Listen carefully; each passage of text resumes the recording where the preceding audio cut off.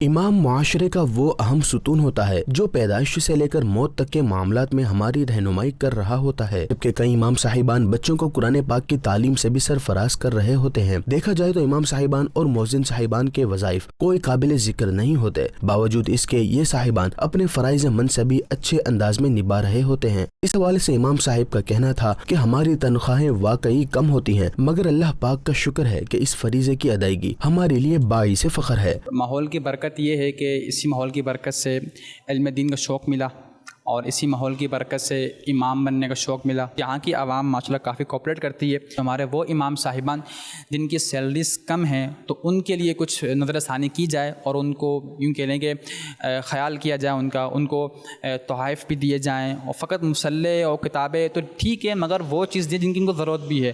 اب جیسے کسی امام کی بیٹی بیمار ہے، ان کو ارجنٹ ضرورت پیسوں کی ہے، آپ مصلح تحفہ میں دے دیں، تو مصلح اس کو کس کام میں آئے گا؟ تو جس چیز کی ضرورت ان کو ہے آپ ان کو وہ چیز دیں گے، خوشی بھی ہوگی۔ مساجد کی محلہ کمیٹی کے افراد کا کہنا تھا کہ ہماری ہر ممکن کوشش ہوتی ہے کہ امام صاحبان کی تنخواہیں ایسی ہو جس سے ان کے اخراجات بآسانی پورے ہو جائیں، کیونکہ امام صاحبان و مؤذن سمیت مسجد کے دیگر اخراجات مخیر حضرات کے مالی تعاون کے سبب ادا کیے جاتے ہیں۔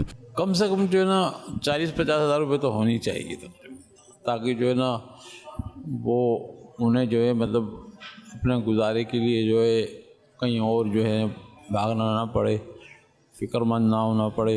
لوگ جو صاحب حیثیت ہیں وہ امام صاحب کی، مؤذن کی، خادم کی خدمت جو ہے مسجد کی تنخواہ کے علاوہ بھی جو ہے نا وہ مطلب کریں۔ مقتدیوں کا کہنا تھا کہ ہمیں چاہیے کہ امام صاحبان کی ہر ممکن مدد کی جائے، جس طرح ہم مسائل پوچھنے کے لیے امام صاحب سے اکیلے میں ملتے ہیں، اسی طرح ان کی مالی مدد بھی کی جانی چاہیے۔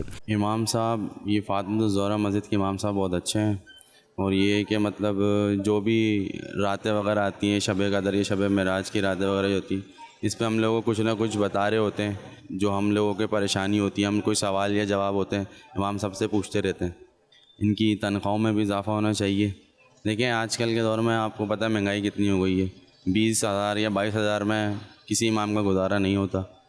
کہ ہماری تو یہ کہ ریکویسٹ ہے کہ ان لوگوں کی تنخواہوں میں اضافی معاملات کیے جائیں۔